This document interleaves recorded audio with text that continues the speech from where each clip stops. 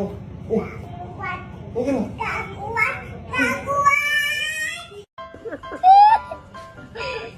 Ada imigrasi di. Lo milih.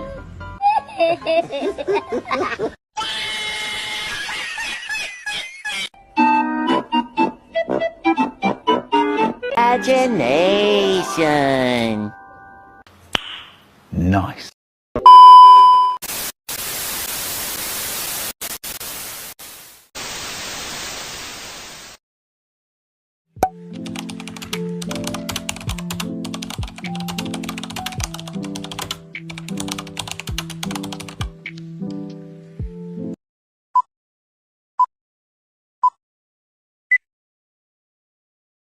Perkenalkan, saya atas nama Sarah selaku konselor gizi yang akan membantu permasalahan gizi kamu. Tapi sebelumnya kalau boleh tahu namanya siapa? Nama saya Mika.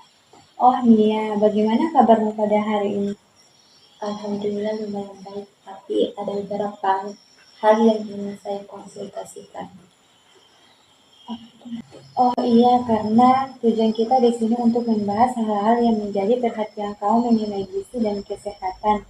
Tapi sebelum lebih lanjut, kamu perlu ketahui bahwa semua informasi yang kamu sampaikan akan dijaga kerahasiaannya, sehingga kamu dapat menceritakan semua hal yang membuat kamu merasa tidak nyaman atau hal yang membuat kamu datang pada hari ini.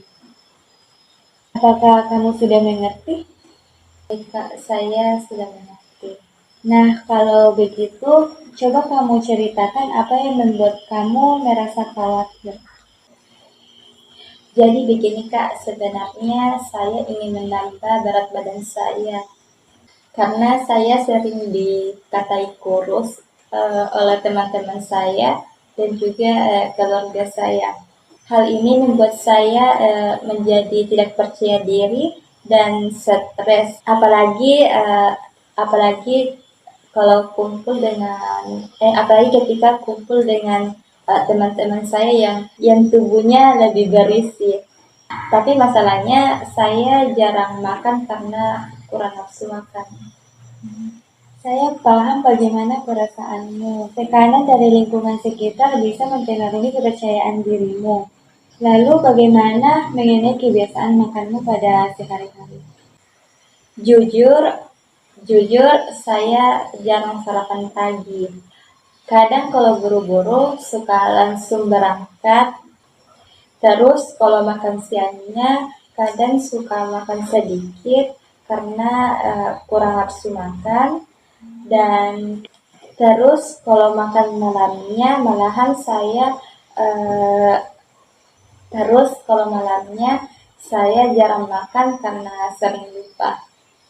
Tapi kalau malam hari apakah kamu sering begadang?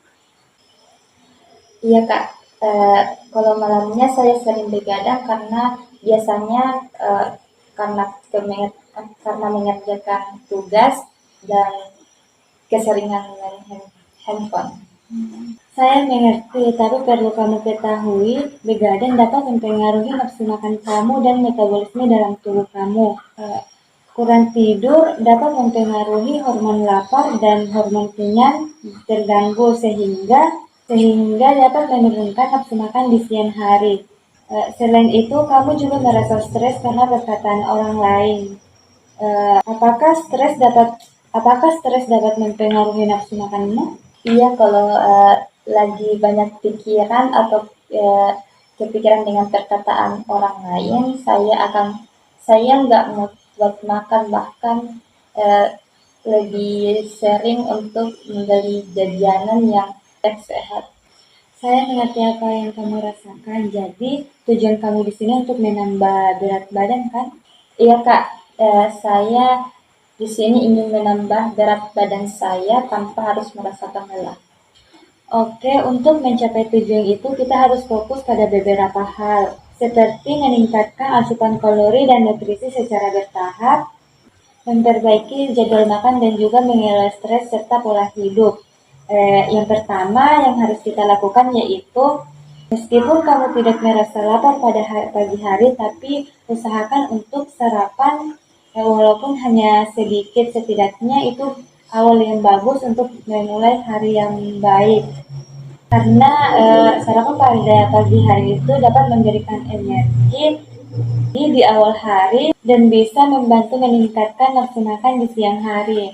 Kita mulai dengan porsi yang kecil tetapi bergizi eh, seperti seperti roti gandum dengan telur atau yogurt. Lalu untuk makan siang usahakan makan dalam porsi yang besar dan lengkap. Dan usahakan jangan menunda waktu makan siangnya. Baik Kak, saya mengerti. Meskipun kamu sering melewatkan makan malam, tapi usahakan makan malam dengan porsi yang sedang dan tidak terlalu larut malam, setidaknya 2 atau 3 jam sebelum tidur. Pilih makanan yang mudah dicerna, yang penting tubuh mendapatkan nutrisi di malam hari. Oke, baiklah Kak, kalau begitu saya akan mencobanya. Selain pola makan, kita perlu perhatikan pola tidurmu. Usahakan tidur sampai 7-8 jam setiap malam.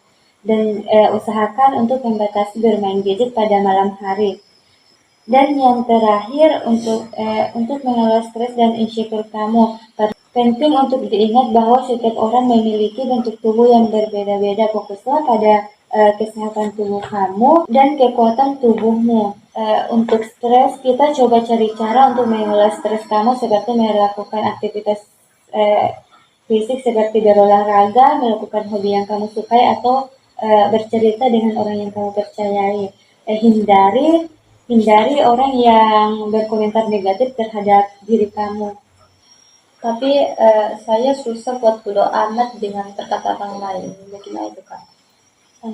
Saya mengerti, tapi pendapat orang lain tidak mendefinisikan tentang diri kamu. Kamu ya kamu. Kita harus fokus pada bagaimana agar membuat tubuh kamu lebih sehat dan kamu merasa lebih baik. Jadi menurutmu apakah ada yang ingin disampaikan lagi? Tidak Kak, semuanya sudah jelas dan mudah saya pahami. Saya akan coba pelan-pelan untuk melakukan saran yang Kakak berikan. Tapi kalau nanti ada kendala, apakah saya boleh menghubungi Kakak? Tentu saja, jangan ragu untuk menghubungi saya jika ada yang ingin ditanyakan. Kita di sini berfokus pada tujuan kamu. Baik Kak, terima kasih atas saran yang telah Kakak berikan. Oke, sama-sama. Sampai jumpa di sesi konseling selanjutnya. Terima kasih.